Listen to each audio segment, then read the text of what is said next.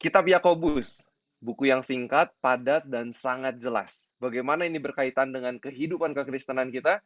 Temukan jawabannya di episode Inverse kali ini.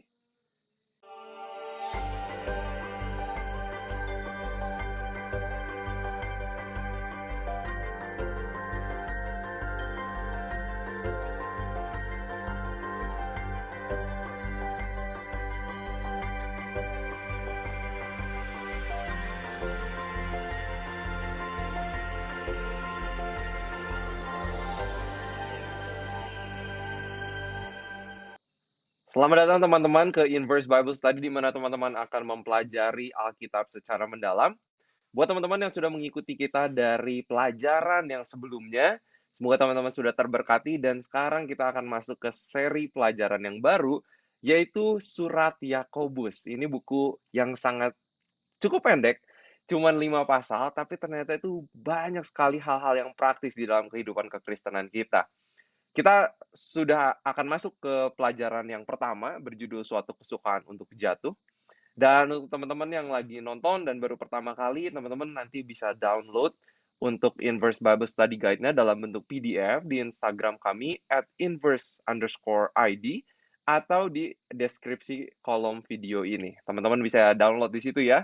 Dan kita akan diskusikan pelajarannya. Sekali lagi kita selalu menyarankan buat teman-teman untuk mempelajarinya sendiri, punya teman-teman juga yang untuk berdiskusi bersama-sama supaya kita boleh bertumbuh di dalam iman. Untuk pelajaran yang pertama kali ini, kita sudah kedatangan beberapa teman. Ada Pendeta Daniel, Pendeta Jeremy, Sion, dan juga Bang Kiri. Halo semuanya. Halo. Halo, salam. Shalom. Oke, sangat senang kita boleh berdiskusi bersama-sama malam hari ini. Dan sebelum kita mulai diskusi kita, boleh saya minta Bang Kiri untuk pimpin kita dalam doa. Mari kita berdoa. Bapa di sorga, malam ini Tuhan, kami bersyukur kami boleh bertemu kembali lewat virtual, tapi kami bersyukur juga Tuhan karena berkat-berkat yang Kau berikan dalam kehidupan kami. Sehingga saat ini kami boleh memiliki waktu untuk merenungkan firman Tuhan, membuka firman Tuhan dengan gamblang, dan kami memiliki sahabat-sahabat rohani yang akan membantu kami untuk lebih memahami. Dan bantu kami Tuhan terlebih di dalam menghidupkannya. Berikan Roh Kudus-Mu kepada kami, terlebih di saat ini ketika kami akan membahas firman-Mu, agar semua yang kami bicarakan dan kami diskusikan adalah sesuatu yang berkenan di hadapan Tuhan, menguatkan iman kami, dan juga menuntun kami di dalam kebenaran. Pimpin kami semua, host, dan semua yang akan terlibat, dan pimpin juga jaringan kami, sehingga semuanya dapat berjalan lancar dari awal, pertengahan, hingga kepada akhirnya, dan semuanya adalah untuk kemuliaan nama Tuhan. Berkati semua yang mendengar dan menyaksikan acara ini. Kiranya kami semua diteguhkan. Di dalam nama Yesus kami berdoa dan mengucap syukur. Amin. Amin.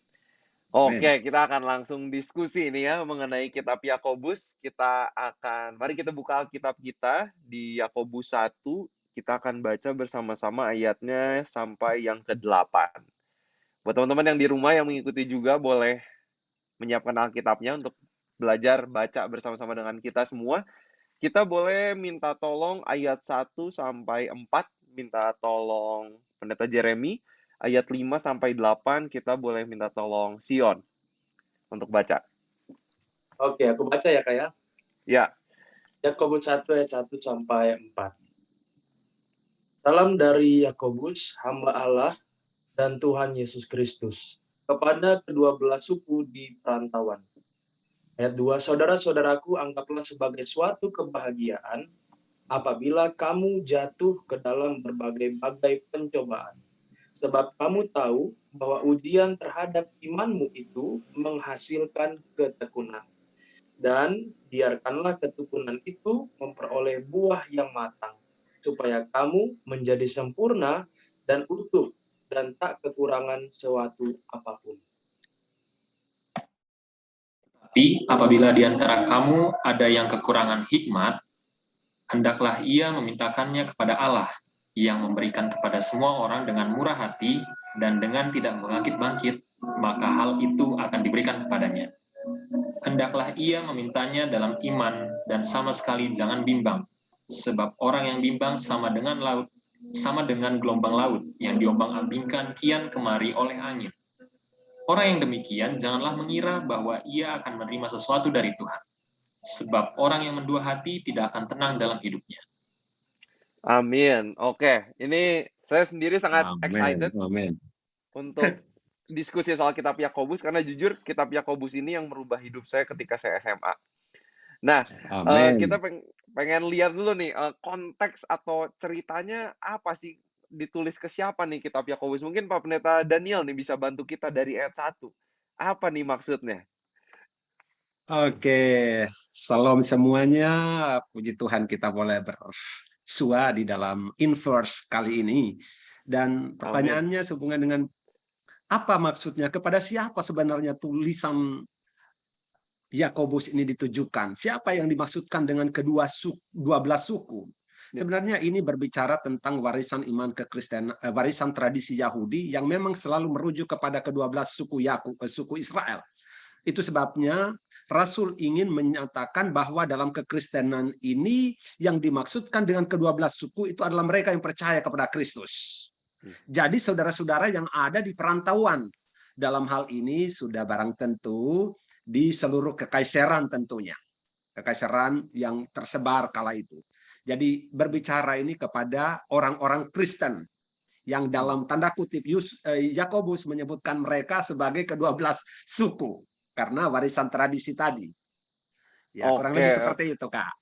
Oke, jadi ini bukan cuma buat kepada mereka, tapi ke orang Kristen, bahkan sampai kita hari ini ya. Yes. Aplikasinya ada tambahan? Tentu, ya. Ada tambahan mungkin dari yang lain yang menarik dari ayat 1? Kalau dari aku mungkin lihat kata di perantauannya gitu kayak. Kalau kita bisa lihat ini bahwa pernah merantau juga nih kayaknya ya. Iya, puji Tuhan ada beberapa waktu Tuhan kasih untuk merantau. Jadi ketika di perantauan itu kan kadang aku ngelihatnya kita bisa jadi lebih kuat atau sebaliknya. Kita bisa jadi lebih lemah karena kita terpisah dari saudara-saudara kita. Jadi ketika dibilang di perantauan juga mungkin bisa juga kita ambil kepada orang yang pada saat ini merasa sendirian atau merasa jauh daripada kelompok teman-teman yang bisa menguatkan iman. Itu mungkin dari aku, Kak. Oke, ini berarti buat teman-teman anak muda yang lagi mendengar ini, yang lagi merantau gitu kan, nih kayaknya kitab Yakobus ini cocok banget gitu kan. Dan suka banget seperti yang tadi ke Pendeta Jeremy katakan bahwa kalau kita lagi di perantauan tuh antara kita jadi kuat, belajar banyak hal gitu kan, atau enggak bisa juga jatuh. Nah, menarik banget karena Yakobus mulai dengan saudara-saudaraku, anggaplah sebagai suatu kebahagiaan apabila jatuh ke dalam berbagai pencobaan. Sebab kamu tahu bahwa ujian terhadap imanmu itu menghasilkan ketekunan. Dari Bang Kiri ini ada pemikiran Bang soal ini, hubungannya mungkin dengan perantauan, gimana Bang? Ya, tadi dari Pendeta Jeremy ya sempat sampaikan kalau di perantauan itu bisa kuat, bisa lemah. Nah, pertanyaannya kita lebih sering mana, kuat atau lemahnya? Soalnya kalau dalam hubungan ya ada istilah apa yang kalau jauh, kalau yang dekat yang hangat gitu ya. Saya sering dengar gitu ya. Benar atau enggaknya ya masing-masing yang tahu lah ya. Apalagi kita semua nih cowok-cowok ya, ada termasuk Pendeta Jeremy dan Pendeta Daniel di sini bisa menggambarkan karena sudah mungkin punya pengalaman atau berkeluarga, tapi bahagia apabila jatuh ini, saya juga masih ini sebenarnya masih bertanya-tanya bagaimana bahagia ketika jatuh. Tapi saya ingat ketika saya jatuh waktu belajar motor di perantauan, karena waktu itu saya dikirim ke Aceh untuk proyek pasca tsunami waktu itu, dan saya nggak bisa bawa motor dan bergantung sama tukang ojek terus kan membebani biaya, sehingga saya diajari. Nah, jadi ketika jatuh pertama kali saya senang. Kenapa? Karena saya punya pengalaman belajar motor itu akan mengingatkan saya bahwa saya punya pengalaman belajar. Jadi jatuh itu bukan berarti selalu negatif, tapi saya melihatnya dari sisi positif bahwa saya pernah belajar jatuh dan saya bangkit lagi. Karena ada sayings, ada perkataan jatuh 1000 kali, bangkit 1001 kali gitu ya. Jadi Ya. ada hope for bangkit lagi gitu. Mungkin gitu dulu, Kak. Oke. Kayaknya kalau dari ilustrasi yang dikasih Bang Kiri juga selalu kan orang bilang kalau ini lagi belajar motor udah jatuh pasti cepet jadi nih gitu kan. Pasti cepet bisa gitu. Jadi kesannya tuh kayaknya apa ya, dibutuhkan gitu untuk jatuh ini. Tapi gimana, ada pandangan lain nggak? Apa sih maksudnya berbahagia Saya kalau jatuh ke dalam pencobaan? saya sebelum sampai ke situ mungkin menarik mengenai perantauannya. Ini kita harus diskusikan lebih jauh karena jangan sampai kita berpikir bahwa kita ini ada di rumah saat ini. Semua kita berada di perantauan di dunia ini. Ini prinsip utamanya itu bagi kita sebagai orang Kristen, anak-anak muda, jangan berpikir bahwa kita safe. Kita sekarang sudah dalam keadaan nyaman. Jangan berpikir kita semuanya ada di dalam perantauan. Karena kan, dan kalau di perantauan seperti yang sudah disebutkan tadi, bisa lebih dekat, bisa lebih kuat. Tapi prinsipnya adalah bahwa kita sedang dalam keadaan struggle. Ya, sama seperti orang Kristen pada awalnya itu, mereka itu menjadi merantau itu bukan karena kerinduan mereka, tapi karena diaspora, karena penganiayaan dan lain sebagainya. Itu kenapa terjadi ada pergi ke luar daerah, kurang lebih seperti itu. Oke, ini tambahannya sangat penting ya. Kita jangan terlalu nyaman nih di dunia ini ya. Kita ngerasa ini kita udah sampai tujuan akhir gitu. Padahal Tuhan Yesus lagi menyiapkan kita tempat yang lebih baik, lebih indah buat kita. Di mana kita boleh hidup selama-lamanya bersama Dia dan kekal. Amen. Oh, dari Sion nih, ada pengalaman sudut pandang yang mau dibagikan terkait jatuh ke dalam pencobaan. Kalau aku tuh tipikal orang yang ini ya, yang rasional dan kalau bilang pesimis enggak sih, rasional dan realistis gitu. Manusiawinya adalah ketika manusia jatuh dalam suatu pencobaan, jatuh lah, dia menghadapi suatu masalah gitu, ya apa sih, ya oke lah gak nyampe stres, tapi kayak ngedumel gitu kan, kayak menggerutu gitu kan. Komplain lah ya. Iya, manusiawinya seperti itu. Jadi mungkin tidak langsung mengerti apa sih maksud dari kejatuhanku ini, tapi nggak tahu ya ini muluk-muluk apa enggak, tapi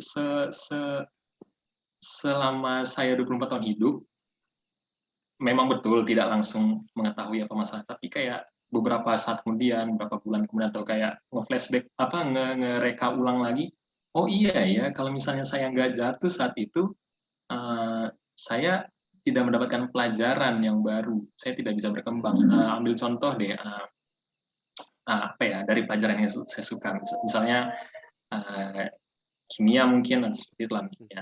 Kalau misalnya saya tidak salah reaksi, saya nggak tahu harus merevisi bagaimana reaksi selanjutnya. Kalau misalnya langsung benar, kan nggak tahu. Kalau misalnya langsung benar nih, saya melakukan suatu reaksi, misalnya langsung benar, bisa jadi itu suatu kebetulan, bisa jadi benar. Jadi maksudnya kan nggak tahu keberhasilannya itu karena apa, karena emang benar atau karena kebetulan. Coba gagal dulu. Kalau misalnya gagal dulu, kan bisa tahu, oh salahnya di sini. Jadi ada kayak routing cause and effect-nya gitu kalau misalnya kita gagal dulu, kalau misalnya kita jatuh dulu. Nah, jadi dari kejatuhan itu menghasilkan suatu manfaat. Memang bukan saat itu juga manfaatnya kita dapatkan, tapi ya ada waktunya kita menyadari akan manfaat itu. Makanya dibilang bahagia aja dulu gitu. Oke, menggerutu saat itu, tapi ya lambat laun akan bahagia kok gitu. Dan kayaknya mindsetnya harus ini ya, harus jadi long term ya, jangka panjang ya, nggak bisa long term. Maksudnya kan kalau bukan berarti harus langsung saat itu juga bahagia gitu. Menggerutu gak apa-apa, tapi ya lambat laun pelajari aja gitu, pelajari ada manfaatnya. Oke, ini karena Sion juga ngomong ada manfaatnya, kayaknya kita bisa lihat di ayat keempat ya. Ketika itu dikatakan, dan biarlah ketekunan itu memperoleh buah yang matang supaya kamu menjadi sempurna dan utuh dan tak kekurangan suatu apapun. Nah, ini apa nih artinya nih? sempurna, utuh, dan tidak kekurangan suatu apapun. Tahan dulu jawabannya, karena kita akan break untuk saat ini.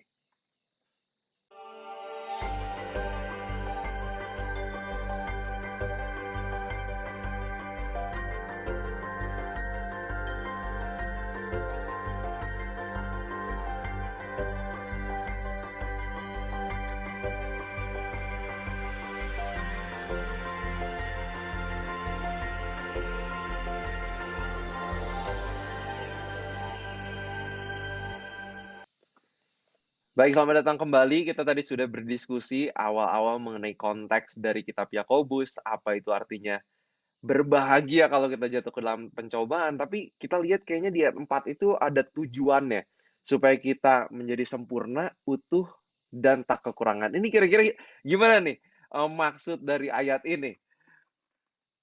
Aku boleh duluan ya. Silakan, Zion. Mungkin fokusnya bukan ke efeknya. Itu efeknya ya. Efek itu menjadi sempurna, utuh, itu kan efeknya. Tapi apa yang menjadi kuncinya? Ketekunan. Kuncinya di situ. Dikatakan menurut aku ya, menurut analisa aku, kuncinya adalah ketekunan.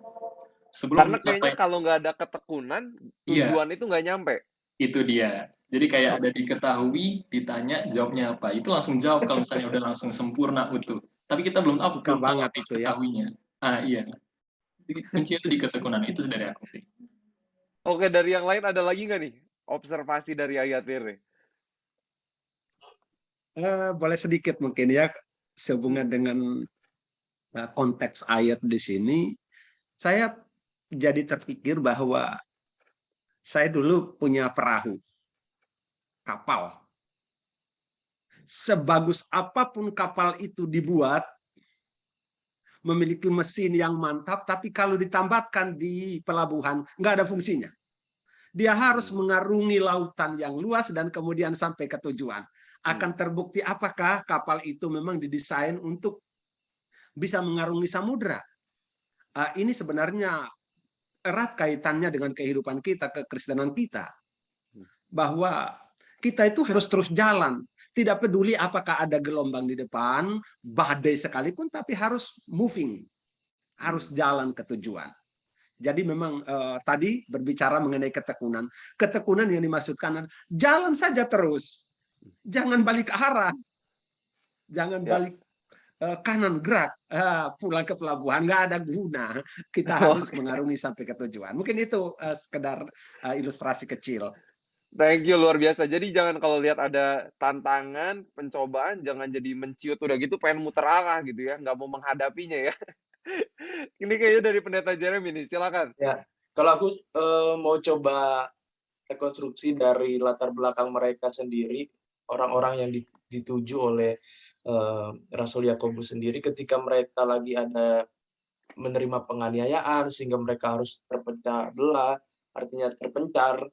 Kemudian mereka mungkin ada yang sendirian, seperti yang Yesus katakan bahwa mereka diutus ke kawanan seperti domba yang akan dikelilingi oleh serigala-serigala.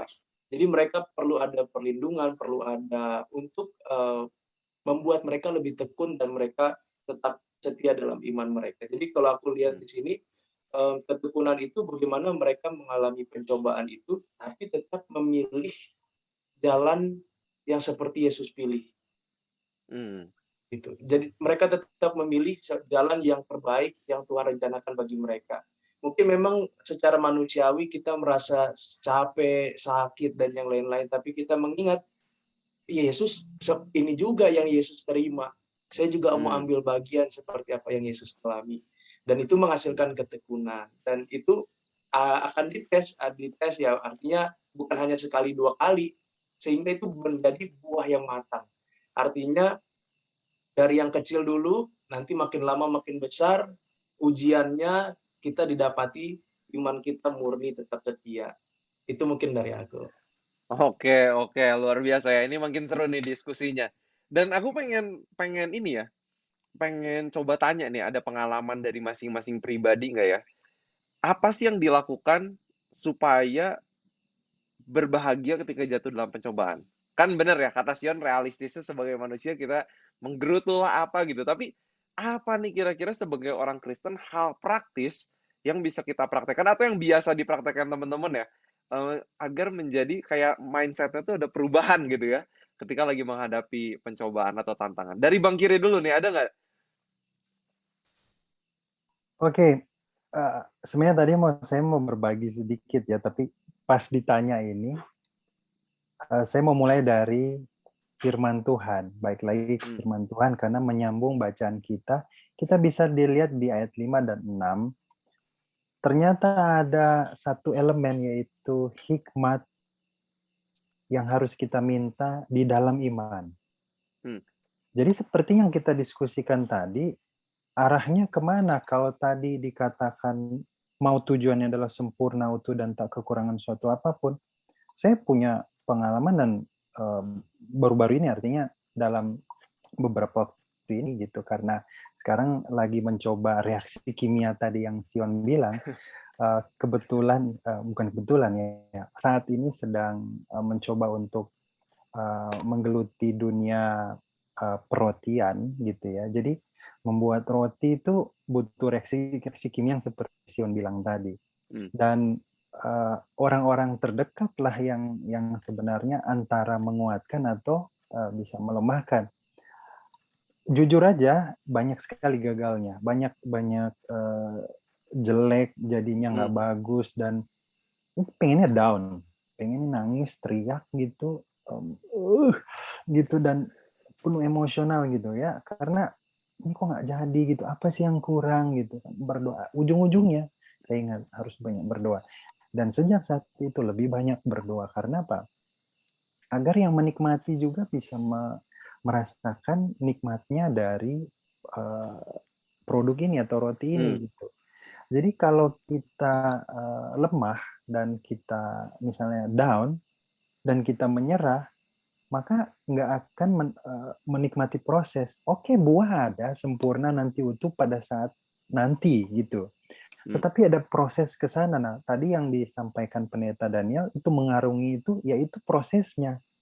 Nah, seringkali dalam hidup kita lupa ada proses yang harus kita jalani, dan proses itu bisa lama, bisa cepat, bisa panjang, bisa dekat. Depend kesempatan yang Tuhan berikan. Ya, saat ini kalau saya lihat dari beberapa bulan belakangan, saya bergumul dengan itu dan masih terus bergumul, tapi saya dengan penuh sukacita karena semakin banyak saya jatuh di dalam proses ini, saya akan dibangkitkan lagi. Tetapi syaratnya adalah meminta hikmat. Karena saya yakin saya kurang hikmat. Saya minta Tuhan berikan hikmat bagaimana biar bisa bikin inilah yang lebih baik dan lebih sehat dan menjadi berkat. Mungkin itu yang awal ya, membuka. Oke, jadi kayaknya dari walaupun sekalipun kita udah kasih warning dulu ya sama kita ya, kayak ini kita sebagai orang Kristen juga kan hidup nggak akan mulus-mulus aja, tapi di ayat 5 dan seterusnya, Tuhan udah kasih janji duluan untuk kasih hikmat gitu, sekalipun kita di tengah pencobaan atau kesusahan juga. Gimana kalau dari yang lain, ada yang biasa dilakukan untuk menjadi bahagia di dalam pencobaan ini? Kalau aku mau mengutip, ini satu kutipan yang aku sukai dari teman saya, Jeremy Utajuba ini. Dia ada quotes, dia bilang kuncinya di lutut. Mungkin bisa dielaborasikan, Jer. Ya, kuncinya di lutut itu. Keren sekali, keren. Jadi kalau yang aku coba itu, untuk bahagia itu berdoa dengan pemikiran bahwa yang Tuhan izinkan terjadi buat kita pasti tujuannya adalah yang terbaik buat kita juga nantinya. Bukan cuma buat kita, tapi bahkan buat orang-orang di sekitar kita. Jadi lebih mengajak seperti yang Pak Willy tadi bilang, long term, kita melihat ke hasil akhirnya gitu ya. Hasil akhirnya kira-kira kalau kita lewatin masa-masa yang sulit ini apa, kalau contohnya kalau aku ikut jalan yang terbaik dari Tuhan, atau kalau aku menyerah pada keadaan diriku sendiri gitu. Jadi untuk meminta hikmat kayak yang Kak Kiri tadi sampaikan, salah satunya adalah dengan berdoa. Amin. Lututnya dipakai ya. Kuncinya di lutut aja ya. Siap. Lututnya dipakai. Dari Pak Pendeta Daniel, kira-kira ada nggak tuh yang biasa dilakukan? Ya, saya pikir sebenarnya sih sangat sederhana ya, karena itu adalah kehidupan kita sehari-hari. Masalahnya kita anggap itu bahwa kita terkejut ketika itu datang. Kalau kita mengarungi lautan, pasti kita melewati ombak. Tetapi kita kadang-kadang tidak siap karena kita pikir kita ada di jalan tol yang tidak ada badai, yang tidak ada gelombang. Padahal Tuhan sudah kasih tahu, kalau kamu mengarungi lautan ya pasti ada gelombang, jangan terkejut. Masalahnya kan ketika keadaan itu terjadi sama kita terkejut. Hikmat yang Tuhan berikan sama kita itu sebenarnya sudah ada. Jangan terkejut kalau kamu harus melewati itu. Masalahnya kadang-kadang itu kita berpikir bahwa janji Tuhan akan memberikan hari depan yang penuh harapan. Dan penuh harapan itu nggak ada gelombang. Ini celakanya. Jadi saya pribadi, saya sudah mengalami namanya itu, saya divonis sakit segala macam. Jadi sekarang saya enjoy, mau sakit, mau apa, saya tahu bahwa saya sedang dalam perjalanan ini. Saya tahun 2018 saya divonis sakit, ya udah silakan saja. Saya sempat memang terkejut karena saya pikir saya menjaga kesehatan. Oh, tahunya divonis sakit, ya udah nikmati saja karena memang rupanya kita sedang dalam perjalanan iman ini, dan itu sudah pasti ada gelombang. Jangan sampai hikmat yang dimaksudkan, jangan sampai kita terkejut. Jangan sampai kita terkejut. Itu yang poin yang saya mau sampaikan, jangan terkejut. Karena Tuhan sudah beberkan, bukan hal yang baru. Jadi Tuhan sudah kasih tahu sebelum kita berlayar, Tuhan sudah kasih tahu supaya kita jangan terkejut. Tetapi seringkali ketika itu datang, kita benar-benar terkejut dan kemudian kita mempertanyakan Tuhan. Itu yang celaka. Nah, ini mungkin sedikit. Oke, menarik. Kalau dari saya sendiri, saya yang salah satu yang saya suka lakukan ketika lagi ada tantangan, pencobaan, itu nyanyi. Kayaknya itu salah satu yang bisa bantu saya ya, secara emosional, secara mental, dengan melodi-melodi yang uplifting ya, mengarahkan pemikiran kita ke surga juga, itu sangat menolong tuh. Oke, ada harapan nih, bisa lebih bahagia lah ya dalam menghadapinya. Jadi teman-teman bisa coba juga tuh ketika lagi down, lagi buntu rasanya, selain baca firman, coba nyanyi. Karena nyanyi-nyanyian itu juga powerful ya, salah satu tools kita sebagai orang Kristen. Oke, nah ini Yakobus kan ngomongin soal hikmat, memintanya dengan iman, tapi dibilang di ayat 8, sebab orang yang mendua hati tidak tenang dalam hidupnya. Nah, ini kira-kira ada kaitannya apa nih antara meminta hikmat tanpa iman tapi jadi mendua hati? Nah, ini gimana nih kira-kira? Ada yang punya pandangan? Pendeta Jeremy nih saya lihat, silakan. Kalau aku menarik seperti gambaran yang Pak Pendeta Aja tadi sampaikan, kita lagi berlayar di laut, tapi ketika mau ada gelombang besar, kita tentu akan ngukur, saya mampu nggak ya ngelewatin ini, gitu kan? Tapi kalau kelihatannya sangat besar, maka saya biasanya pikir akan takut, dan saya natural, apakah minta tolong dengan orang yang lebih hebat, tapi kan dalam kehidupan kita tahu bahwa kita minta tolong ke Tuhan. Dan maksudku adalah ketika kita siap ataupun melihat ada situasi pencobaan itu, kita minta tolong ke Tuhan, jangan ragu dan jangan jadi mundur gitu. Karena kita kan udah minta sama Tuhan. Tuhan sampaikan kalau sudah minta dengan iman, percaya bahwa kita sudah diberikan sama Tuhan. Karena iman itu kan harapan dari suatu hal yang belum kelihatan, tapi kita yakin dengan iman Tuhan akan kasih. Yaitu kita bisa melewati badai itu atau ombak yang lebih besar itu dalam kehidupan kita. Mungkin itu, Kak. Oke. Ini apa nih yang buat gak tenang gitu? Sion. Oke, sorry. Kalau aku, ya ini, kita coba menganalogikan pemain skateboard. Lagi main skateboard, lagi meluncur gitu, tapi di tengah-tengah lintasannya ada celah. Dia bisa main ya. Jadi dia tujuannya adalah untuk meluncur, terus lewatin celah itu. Nah, luncuran itu, kecepatan dia meluncur itu, energi kinetik yang ditimbulkan, itulah imannya. Celah itu adalah pencobaan gitu kan. Seandainya dia meluncur dengan ragu-ragu, seandainya dia imannya ragu-ragu, dia gak akan sampai untuk melewati celah itu kan. Kecepatannya gak cukup kuat. Tapi kalau misalnya dia benar-benar yakin, benar-benar niat dengan kecepatan yang memang sudah dia maksimalkan, dia akan sampai melewati celah itu. Jadi mungkin analoginya kayak gitu. Kalau misalnya kita minta hikmat ragu-ragu, ya nggak lewat celah itu gitu. Kita nggak lewat masalah kita. Masalah kita nggak bisa dilewatin. Tapi kalau misalnya kita benar-benar niat, benar-benar yakin, meminta, maka energi kinetik yang dihasilkan, hikmat yang dihasilkan, mampu membuat kita melewati celah. Analogiku gitu sih. Oke, thank you nih. Siapa tahu semoga ada yang bisa relate juga ya, ngelihat skateboard. Udah gitu itu menggambarkan iman ya, kita harus meluncur tuh. Ada lagi pandangan, kira-kira kenapa sih orang yang mendua hati itu malah nggak tenang di sini dibilang? Atau mungkin ada yang punya pengalaman tuh mengenai ketidaktenangan.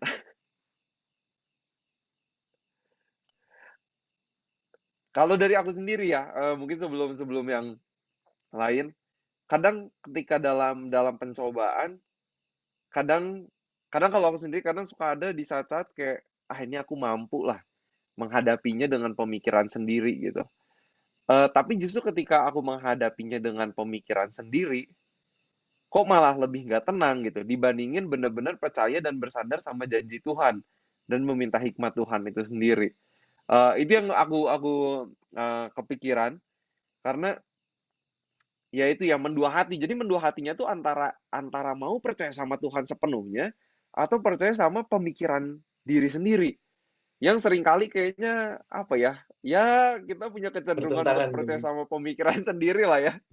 Kalau aku mungkin Kak Willy lebih ke, aku pernah kayak kita lagi di jalan tol, ini sudah mau pisah, mau ambil jarak gitu, mungkin kayak ini sebenarnya waktu perjalanan Jakarta ke Bandung, ada jalan di mana kita harusnya belok kiri, tapi bingung mau ke kiri atau terus di jalur lurus itu. Kalau nggak salah itu jalur lurus itu bukan yang mau arah tujuan kita gitu. Jadi bingung sampai akhirnya kita malah di tengah-tengah yang ada garis-garis itu, dan akhirnya ditilang polisi gitu kan, itu nggak boleh kan.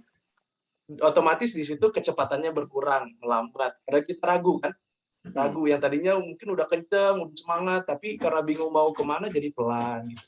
Jadi mungkin kalau aku bisa simpulkan tentang mendua hati ini berkaitan dengan tenaga atau keberanian kita, tapi bukan keberanian yang sembrono atau asal-asalan gitu, tapi berani karena kita tahu berdasarkan firman Tuhan yang kita mau pilih. Yang kedua adalah ketahanan. Ketahanan artinya jangan sebentar baru dicobai tapi udah lemas gitu, tapi udah capek, artinya udah menyerah lah. Tapi ada keberanian, ada tenaganya, dan ada ketahanannya sehingga kita bisa melewati jalan itu dengan baik, tidak kelihatan mendua hati. Amin. Oke. Saya sedikit mungkin silakan. Kak, sehubungan dengan ada yang menarik tadi sehubungan dengan hikmat.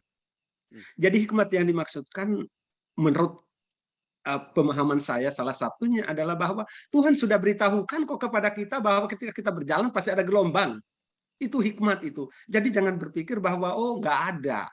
Jadi makanya Tuhan bilang itu, bukankah ada sebuah lagu, bila laut kehidupanmu bergelombang, bila tawar hati dan rasa tak senang. Tapi ingat, hitung satu-satu berkat. Jadi ini balancingnya, ini penyeimbangnya. Jangan fokus kepada yang tadi itu. Tuhan sudah berikan kok pengertian sama kita sebagai anak-anak Tuhan di dalam mengarungi kehidupan kekristenan. Jadi hikmat itu sebenarnya itu Tuhan sudah berikan. Dan ketika kita meminta lagi, Tuhan terus akan berikan supaya kita terus berjalan. Mungkin itu sedikit tambahan. Amin. Ini janjinya sangat pasti karena Tuhan bilang kalau ada yang kekurangan hikmat, minta dengan iman dan Tuhan pasti akan kasih. Jadi luar biasa sekali ini diskusi kita untuk pelajaran yang pertama. Rasanya masih banyak juga yang bisa kita diskusikan ya. Jadi buat teman-teman ini kita sarankan untuk teman-teman juga pelajari Yakobus 1 ayat 1 sampai 8 ini. Baca berkali-kali, renungkan, ajukan pertanyaan ya. Lalu juga diskusikan dengan teman-teman di komunitas keagamaan teman-teman supaya bisa ada pengalaman juga ya yang bisa di-sharingkan. Seperti tadi ilustrasinya sangat membantu kita juga untuk memahami firman Tuhan lebih dalam. Jadi untuk menutup pelajaran malam kali ini, kita boleh minta tolong Pendeta Jeremy untuk pimpin kita dalam doa. Kita sama-sama berdoa. Tuhan Yesus yang baik, terima kasih untuk kasih setia Tuhan bagi kami. Kami telah mempelajari, berdiskusi bersama-sama akan firman Tuhan dari kitab Yakobus. Biarlah kiranya penyertaan Tuhan selalu menjadi bagian kami untuk menguatkan kami dalam mengarungi perjalanan kehidupan kami semua ya Tuhan. Kiranya Tuhan memberkati seluruh sahabat-sahabat, bahkan hamba Tuhan yang ada di ruangan Zoom ini pada saat berdiskusi, bahkan seluruh sahabat-sahabat yang menyaksikan dari program Inverse ini menjadi berkat bagi kami, kemuliaan bagi nama. Dalam nama Yesus Kristus kami berdoa. Amin.